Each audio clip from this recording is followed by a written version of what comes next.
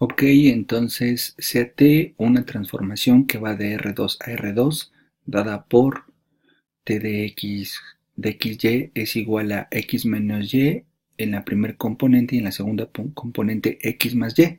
Y nos piden encontrar la matriz de la transformación lineal o la matriz asociada a la transformación lineal o la representación matricial de la transformación lineal. Todo eso lo vamos a manejar como un sinónimo. Entonces, pues, de acuerdo a lo que hemos visto anteriormente, pues nos deberían de decir cuál es la base beta en el espacio dominio y cuál es la base gamma en el espacio imagen. Aquí nos dan las canónicas. Entonces, pues eso nos va a ahorrar mucho trabajo. Entonces empezamos. De acuerdo a lo que habíamos dicho en el video anterior, lo que tenemos que hacer es aplicar la transformación al primer vector de la base de donde parte la transformación lineal. Entonces le aplicamos la transformación al 1, 0.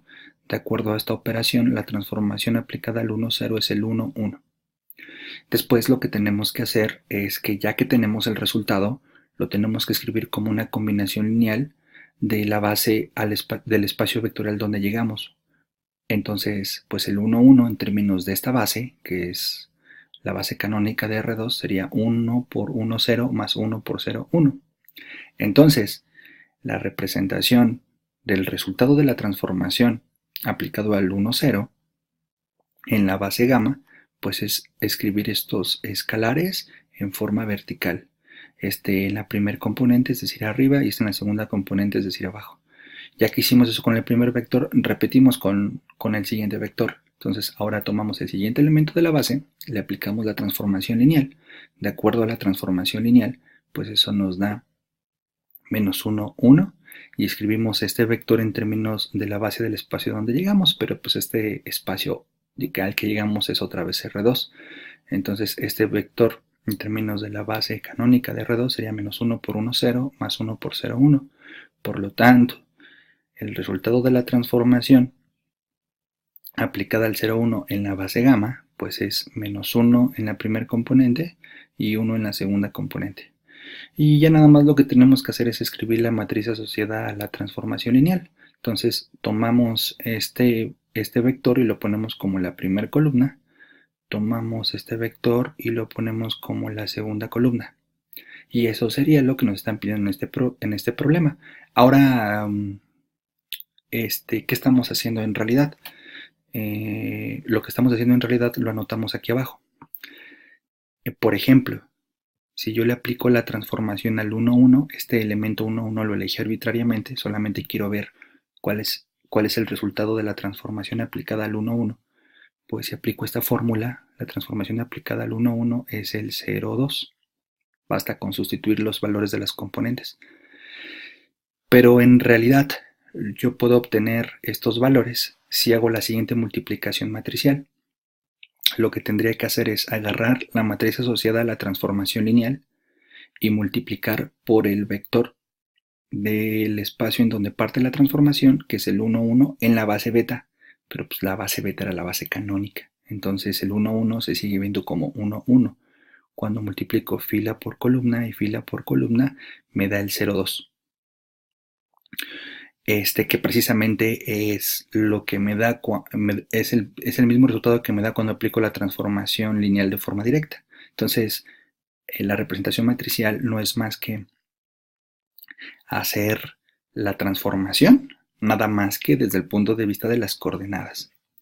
Ahora, si yo le aplicara la transformación al 2, 1, sustituyo en la fórmula y me regresaría el 1, 3. Eso es equivalente a tomar la matriz asociada a la transformación y multiplicar por el vector 2, 1 en la base beta. Como es la base canónica, pues el 2, 1 se sigue viendo como 2, 1. Multiplicamos fila por columna, nos da un 1, fila por columna nos da un 3, que precisamente coincide con el resultado. ¿Ok? Entonces eso es lo que vamos a estar haciendo. Ahora, la representación matricial involucra solo las coordenadas de las bases dadas. Es decir, aquí estamos hablando de puras coordenadas. Cuando estamos hablando de las bases canónicas, pues directamente los resultados van a coincidir con los de la transformación. No va a haber ninguna ambigüedad. Pero cuando no estamos hablando de las bases canónicas, pues entonces estas representaciones podrían ser diferentes. Pero aquí es importante ver que, aunque hay una equivalencia entre las transformaciones y las matrices, cuando estamos haciendo la transformación desde el punto de vista de las matrices, estamos hablando de las coordenadas. Cuando es muy natural la analogía, pues cuando nos dan las bases canónicas. Otra nota: si no se especifica lo contrario, se piensa que una transformación lineal está dada en las bases canónicas correspondientes. Entonces, si aquí fue un exceso decir que la base beta era la canónica y la base gamma era la canónica, es porque nuestro primer ejemplo, pero pues si no nos dieran las bases, uno sobreentiende que uno toma las bases canónicas. Ok, ahora aquí hay una nota que es importante porque esta nota nos simplifica el trabajo. Si gamma es la base canónica de W, es decir, si tenemos una transformación lineal de B a W y la base que nos dan en W es la base canónica, pues entonces la matriz asociada a la transformación lineal no es más que el resultado de aplicar la transformación a los vectores. Si se fijan, por ejemplo, cuando le aplicamos la transformación al 1, 0, nos dio el 1, 1. Estuvo de más hacer la combinación lineal porque al final la combinación lineal ocupó exactamente los mismos escalares porque era la base canónica. Entonces digamos que cuando al espacio en donde llegamos es la base canónica, hacer este paso y hacer este paso está de más porque simplemente me fijo en los resultados y directamente los coloco como columnas. Obviamente, si donde llego no es la base canónica, pues estos escalares no son necesariamente los del vector original, esos cambiarán. Entonces esto nos simplifica el trabajo cuando te toman la base canónica del espacio a donde llegamos. Ok, entonces pues vamos a ver un ejemplo más. Dice sea T de R2 a R3 dada por esta transformación. Estamos suponiendo que es una transformación lineal, no estamos demostrando que es una transformación lineal. Estamos pensando que estamos trabajando con puras transformaciones lineales. Si se hiciera la demostración, pues obviamente esto es una transformación lineal. Entonces dice, encuentre la matriz asociada a la transformación en las bases canónicas. Entonces, pues lo que tenemos que hacer es aplicar la transformación a la base canónica de R2, que sería el 1, 0, le aplico la transformación, me da el 2, 1, 0. Como me están diciendo que tome las bases canónicas, pues directamente esta es la primera columna de mi matriz asociada a la transformación. Luego le aplico la transformación al otro elemento de la base de R2, que es el 0, 1. Le aplico estas operaciones y me da el 0, 1, 3. Esta es la otra columna de mi matriz asociada a la transformación y he terminado. Estamos ocupando el hecho de que donde llegamos es la base canónica, ya no tengo que hacer la expansión, porque pues obviamente como es la base canónica, los escalares me van a quedar iguales a las componentes. Insisto, si no fuera la base canónica, eso no ocurre. Entonces, esta nota es importante, la estaremos comentando mucho en estos temas. Esta nota dice lo siguiente: si T es una transformación de Rn a Rm, en donde n y m pues son números enteros que nos dicen cuántas componentes tienen los vectores, entonces la matriz asociada a la transformación es una matriz de m filas y n columnas.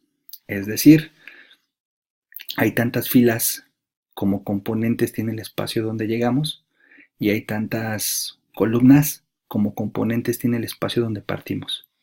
Es decir, la imagen y el dominio. Entonces, en este ejemplo, lo que observamos es que la transformación va de R2 a R3, entonces la matriz asociada es de 3 por 2. En este ejemplo, la transformación va de R2 a R2, por lo tanto la matriz asociada es de 2 por 2. Si tengo una transformación lineal de R5 a R10, entonces la matriz asociada a la transformación sería de 10 filas por 5 columnas.